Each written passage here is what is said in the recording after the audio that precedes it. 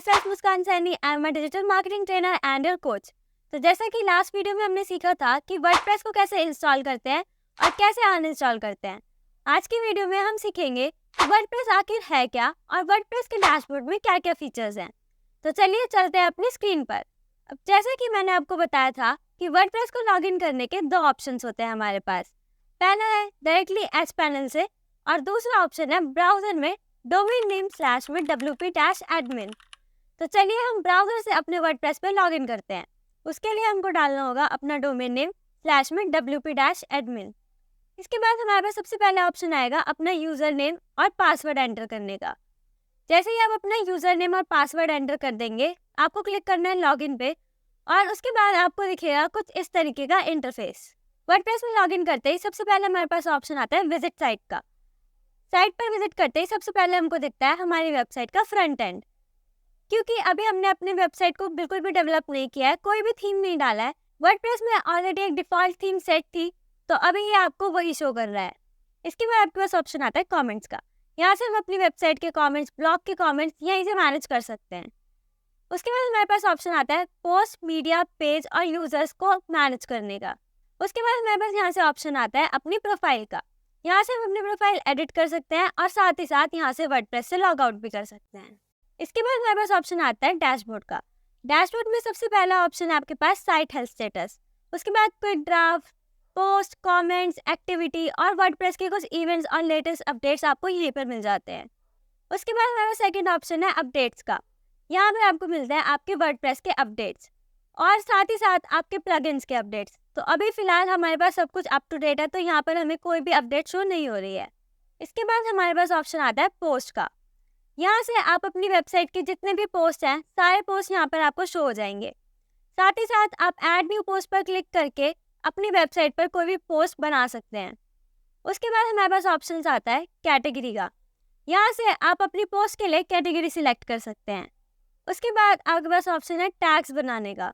इन सभी डिटेल्स को हम बहुत ही डिटेल में आने वाली क्लासेस में सीखेंगे, जब हम सीखेंगे कि पोस्ट आखिर बनते कैसे हैं। इसके बाद आपके पास ऑप्शन आता है मीडिया का। मीडिया ठीक आपके फ़ोन के गैलरी की तरह है। जिस तरीके से आपके फ़ोन की गैलरी में आपके सारे इमेजेस, वीडियोस, फाइल्स होते हैं, ठीक उसी तरह मीडिया लाइब्रेरी में आपकी वेबसाइट के सारे इमेजेस, वीडियोस और फाइल्स होते हैं।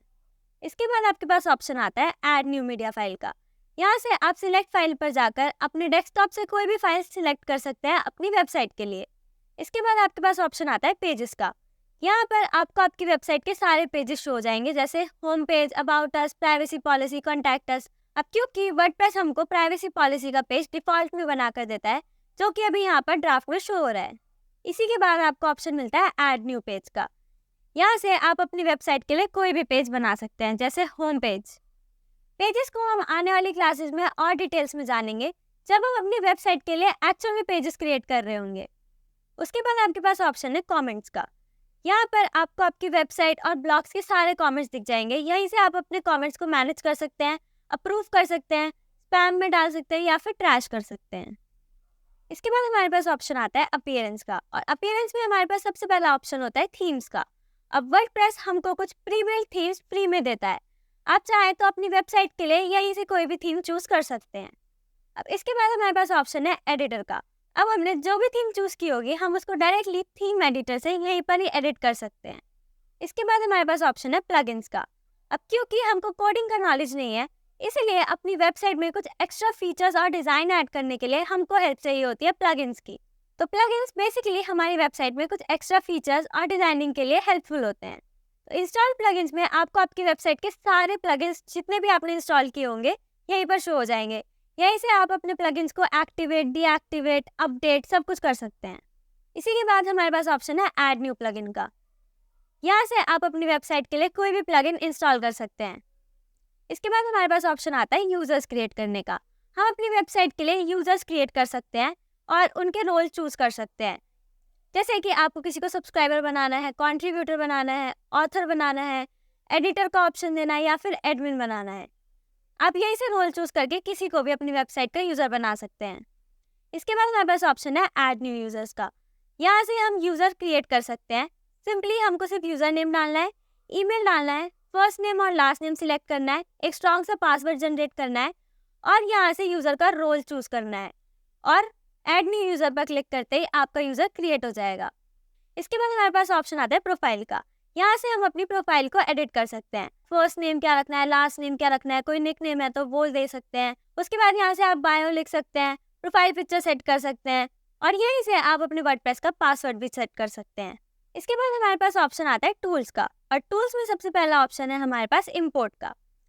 अब अगर हमने पहले से ही ब्लॉगर पर कोई पोस्ट बना रखी है, कोई कमेंट है या फिर कोई कैटेगरी या टैग है, लाइव जर्नल पर कोई पोस्ट है, आरएसएस, टम्बलर या किसी और वर्डप्रेस पर हमारा कोई पहले से पोस्ट या कोई डाटा है जिसको हम अपने इस वाले वर्डप्रेस पर सेट करना चाहते हैं, तो हम डायरेक्टली वहाँ से सारा डाटा यहाँ पर इंपोर्ट कर सकते हैं। इसके बाद आपके पास ऑप्शन आता है एक्सपोर्ट का। अब आप अपनी इस वाली वेबसाइट का डाटा किसी और वेबसाइट पर एक्सपोर्ट करना चाहते हैं तो आप यहाँ से कर सकते हैं। इवन आप चूज कर सकते हैं कि आपको पूरा का पूरा कंटेंट एक्सपोर्ट करना है या फिर कोई पर्टिकुलर पोस्ट या पेज या फिर कोई मीडिया, आप डायरेक्टली यहाँ से एक्सपोर्ट कर सकते हैं। इसके बाद आपके पास ऑप्शन आता है साइट हेल्थ का। साइट हेल्थ में अगर आपकी वेबसाइट में कोई भी इश्यूज है तो वो आपको यहाँ पर डिटेक्ट करके दिखा देगा। अभी फिलहाल हमारी वेबसाइट की हेल्थ बहुत ही गुड है, हमारी वेबसाइट में कोई इश्यूज नहीं है अभी। इसके बाद आपके पास आता है एक्सपोर्ट पर्सनल डाटा। यहाँ से आपको बस अपना ईमेल एड्रेस डालना है और रिक्वेस्ट सेंड करना है और आपका डाटा एक्सपोर्ट हो जाएगा। इसके बाद आपके पास ऑप्शन आता है इरेज पर्सनल डाटा। यहाँ से आप रिक्वेस्ट कर सकते हैं आपका पर्सनल डाटा डिलीट करने के लिए। इसके बाद हमारे पास ऑप्शन है थीम फाइल एडिटर का, पर इस ऑप्शन को छेड़ने से पहले आप अवेयर हो जाइए। अगर आपको कोडिंग नहीं आती है तो इस ऑप्शन को छेड़ने का सोचना भी मत। ये है आपकी थीम का बैकएंड जो कि है प्रॉपर कोडिंग लैंग्वेज में, तो इस फीचर के साथ हम ज़्यादा छेड़खानी नहीं करेंगे। उसके बाद हमारे पास ऑप्शन आता है प्लगइन फाइल एडिटर का। प्लगइन फाइल एडिटर आपके प्लगइन्स का बैकएंड है और ये भी पूरा कोडिंग लैंग्वेज में है, तो हम इसको भी नहीं छेड़ेंगे। इसके बाद हमारे पास ऑप्शन आता है सेटिंग्स का। यहाँ से आपको मिल जाती है कुछ जनरल सेटिंग्स, जैसे आप अपनी साइट का टाइटल डिसाइड कर सकते हैं, टैग लाइन डिसाइड कर सकते हैं, language, time zone, date format, time format, सब कुछ यहीं से मैनेज कर सकते हैं। इसके बाद हमारे पास आता है राइटिंग सेटिंग्स का ऑप्शन और रीडिंग सेटिंग्स का ऑप्शन। बेसिकली ये सारे ऑप्शंस आपके ब्लॉग पोस्ट के लिए है। इन सेटिंग्स को हम डिटेल में जानेंगे जब हम अपने लिए ब्लॉग क्रिएट कर रहे होंगे। इसके बाद हमारे पास आता है डिस्कशन का ऑप्शन। यहाँ से मिल जाती हैं आपको डिफ़ॉल्ट पोस्ट के सेटिंग्स, कमेंट्स के सेटिंग्स और ईमेल्स के सेटिंग्स। इसके बाद हमारे पास ऑप्शन आता है मीडिया का। यहाँ से आप अपनी वेबसाइट के इमेजेस का डिफ़ॉल्ट साइज सेट कर सकते हैं। इसके बाद हमारे पास ऑप्शन आता है परमालिंक्स का। यहाँ से आप अपनी साइट के लिए कस्टम यूआरएल क्रिएट कर सकते हैं। परमालिंक्स को हम अपनी नेक्स्ट वीडियो में बहुत ही डिटेल में समझेंगे जब हम अपना वर्डप्रेस सेटअप कर रहे होंगे। इसके बाद हमारे पास आता है प्राइवेसी का ऑप्शन। अब वर्डप्रेस हमको बाय डिफ़ॉल्ट एक प्राइवेसी पॉलिसी का पेज बना कर देता है। अगर आपको अपनी वेबसाइट के लिए अलग से प्राइवेसी पॉलिसी का पेज क्रिएट नहीं करना है तो आप इस पेज को यूज़ कर सकते हैं। इसके बाद लास्ट ऑप्शन है कोलैप्स मेन्यू। यह आपके मेन्यू को कोलैप्स कर देगा और आपको सिर्फ साइड पैनल पर आइकन शो होंगे। तो आज के वीडियो में हमने सीखा कि वर्डप्रेस का डैशबोर्ड कैसे दिखता है और इसमें क्या क्या फीचर्स होते हैं। तो अगर आपको वीडियो अच्छा लगा हो तो वीडियो को लाइक कर दीजिए, अपने फैमिली और फ्रेंड्स के साथ इसे शेयर कर दीजिए और हाँ, चैनल को सब्सक्राइब करना बिल्कुल मत भूलना, क्योंकि इस चैनल पर हम लोग लेकर आ रहे हैं बहुत ही जल्द online money making series. So stay tuned with us till the time पैसा कमाते रहो।